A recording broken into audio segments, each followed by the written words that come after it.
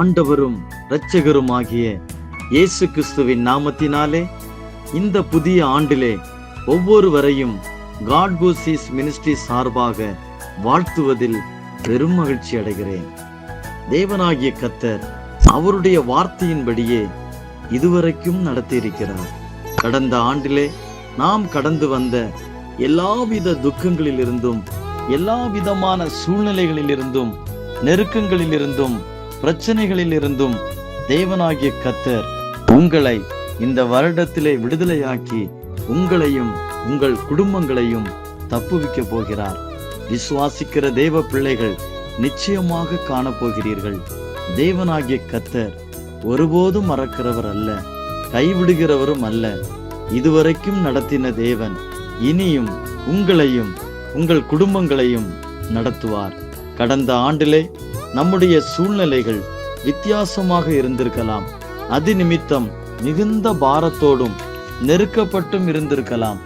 இந்த ஆண்டிலே தேவனாகிய கர்த்தர் சகலவற்றையும் நன்மையாக மாற்றுவார். விசுவாசத்தோடு புதிய ஆண்டிலே பிரவேசிப்போம். தேவனாகிய கர்த்தர் உங்களையும் உங்கள் குடும்பங்களையும் ஆசீர்வதிப்பாராக. ஆமென்.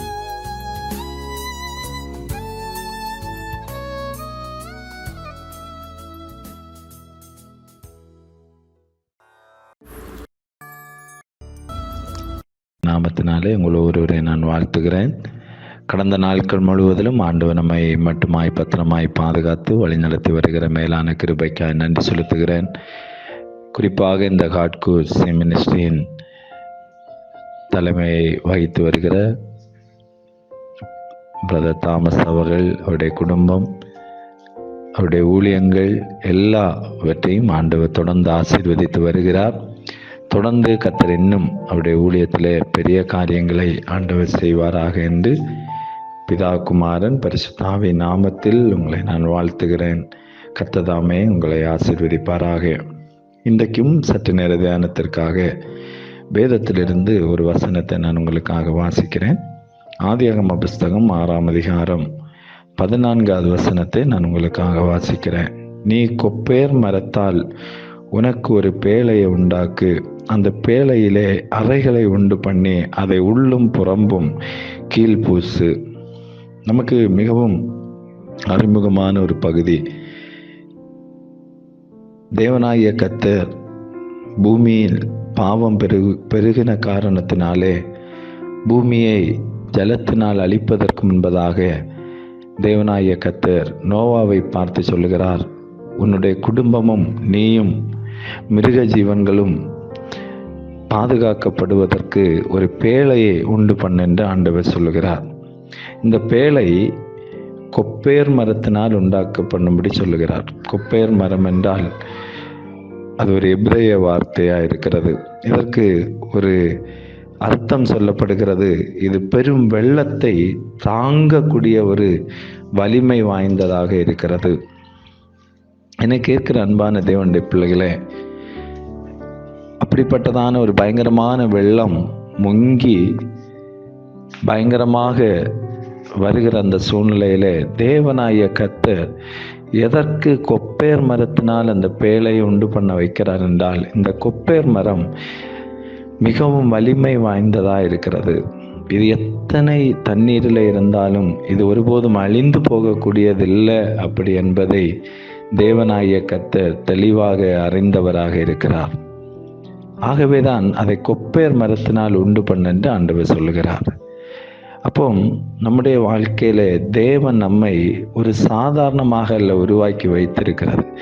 எப்படிப்பட்டதான பிரச்சனைகள், எப்படிப்பட்டதான போராட்டங்கள், எப்படிப்பட்டதான மனக்கவலைகள், எப்படிப்பட்டதான சூழ்நிலைகள் நமக்கு எதிராக வந்தாலும் ஆண்டவர் நம்மை எப்படி வைத்திருக்கிறார் என்றால், ஒரு கொப்பேர் மரத்தை போல நீ அசைக்கப்படாதிருப்பாய், அசைக்கப்பட வேண்டிய தேவையில்லை என்றுள்ள ஒரு மன தைரியத்தை தேவனாகிய கர்த்தர் அங்கே வைத்திருக்கிறதை நாம் பார்க்க முடியும். ஏன் நோவாவை ஆண்டவர் அந்த பேழைக்குள்ளே வைத்திருக்க காரணங்கள், ஒரு சில காரியங்களை நாம் இந்த பகல் வேளையிலே இந்த வார்த்தையை கேட்டுக்கொண்டிருக்கிற உங்களை கர்த்தர் ஒன்று கூட உங்களையும் பலப்படுத்துகிற வார்த்தையாக கர்த்தர் உங்களுக்கு தருவாராக.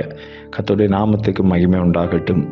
அதே 6ஆம் அதிகாரம் 19வது வசனத்திலே சொல்லப்படுகிறது, சகலவித மாம்சமான ஜீவன்களிலும் ஆணும் பெண்ணுமாக வகை ஒன்றுக்கு ஒவ்வொரு ஜோடு உன்னுடன் உயிரோடு காக்கப்படுவதற்கு பேழைக்குள்ளே சேர்த்து கொள் என்று சொல்லுகிறார். எதற்காய் ஆண்டவர் இந்த பேழையை உண்டு பண்ண சொல்லுகிறார் என்றால், உயிரோடு காக்கப்படுவதற்காக.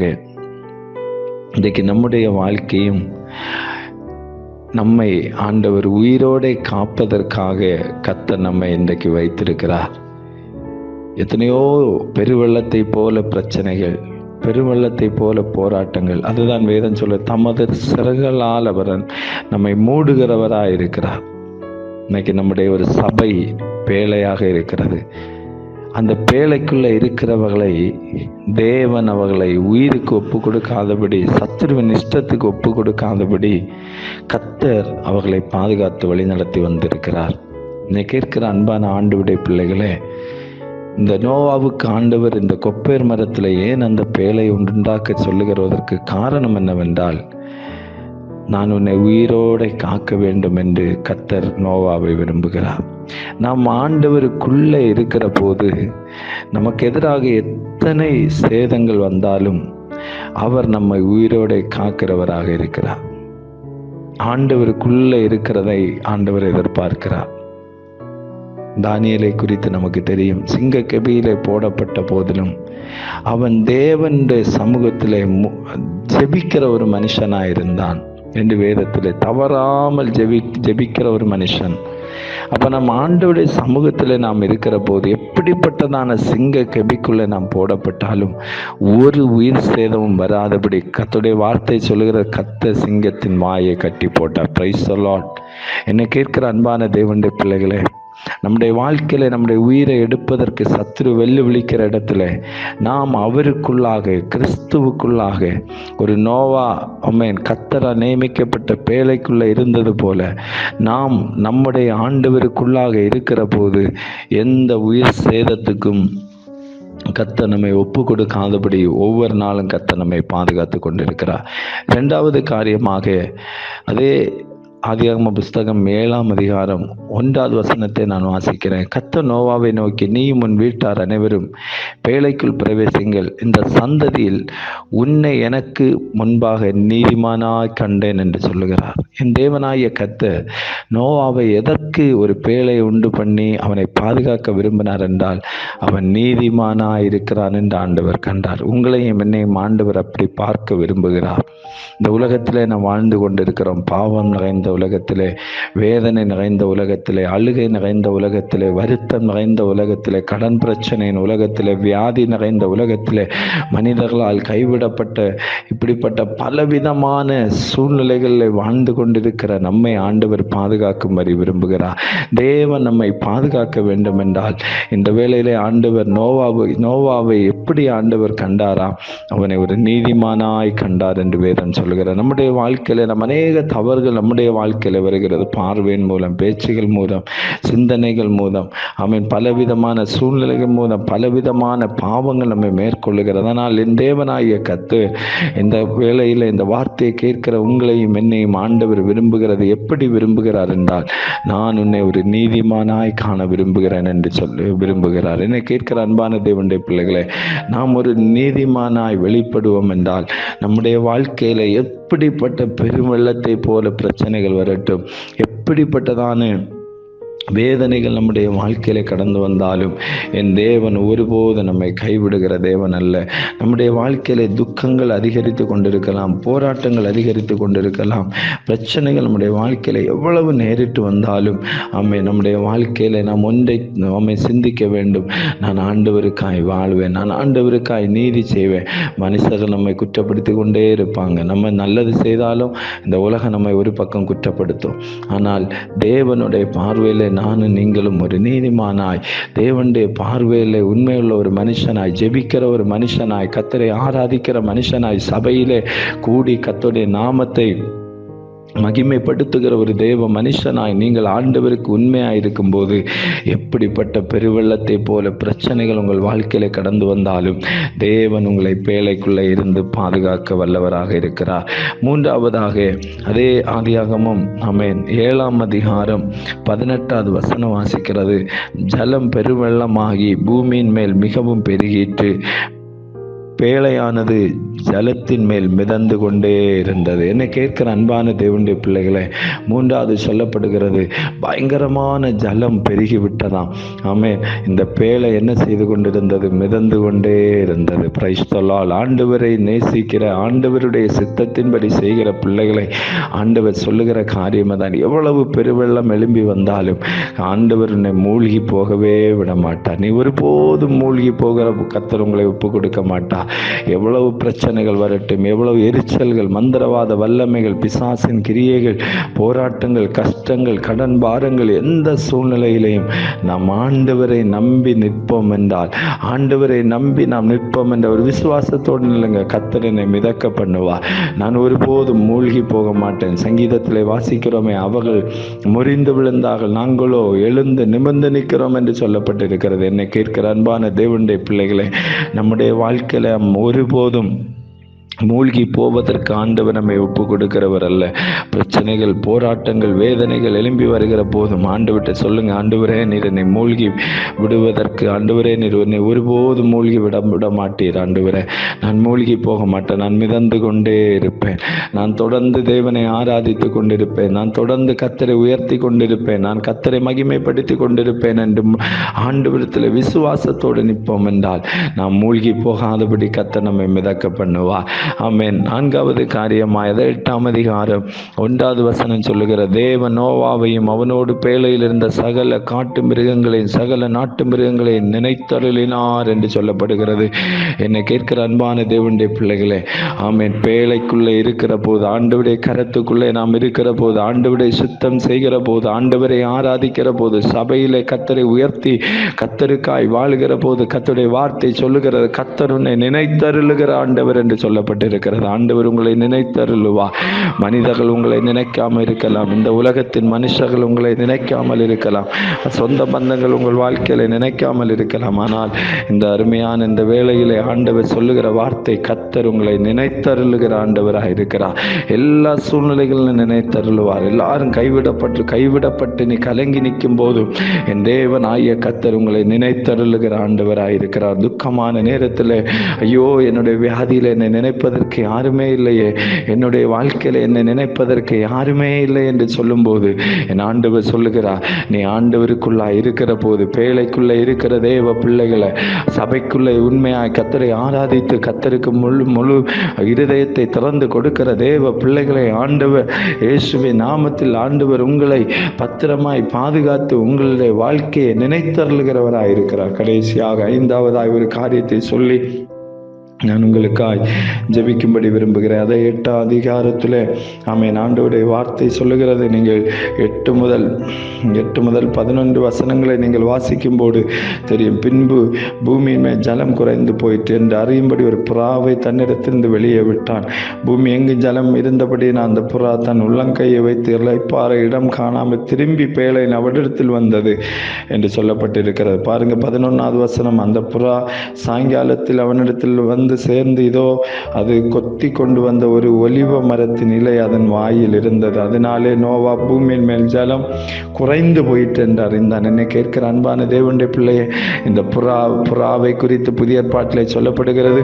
பரிசுத்த ஆவியானவர் ஹல்லேலூயா, இயேசுவானவர் ஞான ஸ்நானம் எடுத்து கரையேற போது பரிசுத்த ஆவியானவரை போல புறாவின் வடிவத்தில் பரிசுத்த ஆவியானவர் வெளிப்படுகிறது அங்கே பார்க்க முடியும்.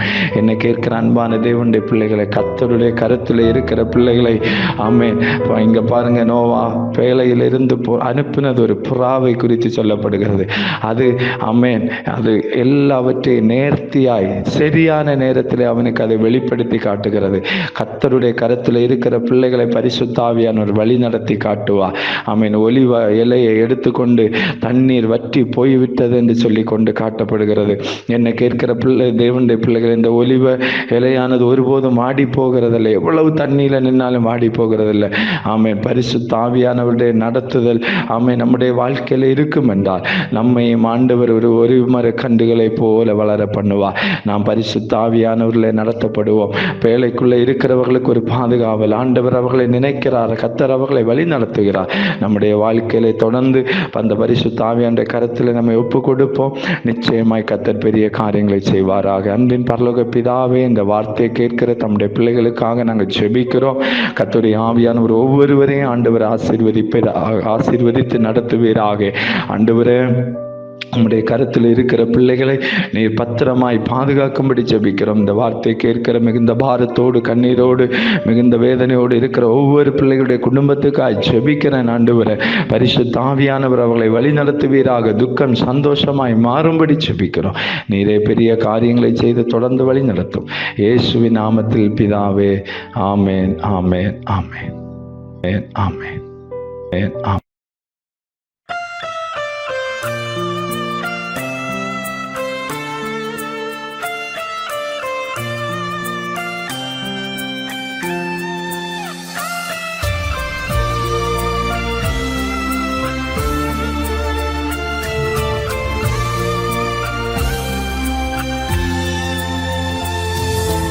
உம்மையே நான் நேசிப்பேன், உம்மையே நான் நேசிப்பேன், உம்மையே நான் நேசிப்பேன். உன்னதரே இயேசையா, பாதம் அமர்ந்து ஆராதிப்பேன். வசனம் தியானித்து அகமகிழ்வேன். உம் பாதம் அமர்ந்து ஆராதிப்பேன். உம் வசனம் தியானித்து அகமகிழ்வேன். எந்த புயல் வந்து மோதி தாக்கினாலும் அசைக்கப்படுவதில்லை. எந்த புயல் வந்து மோதி தாக்கினாலும் அசைக்கப்படுவதில்லை.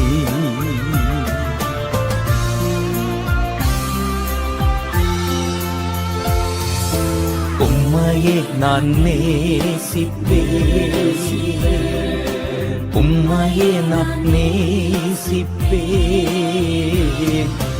உம்மையே நான் நேசிப்பேன். உன்னதரே இயேசையா, பாதம் அமர்ந்து ஆராதிப்பேன். வசனம் தியானித்து அகமகிழ்வேன்.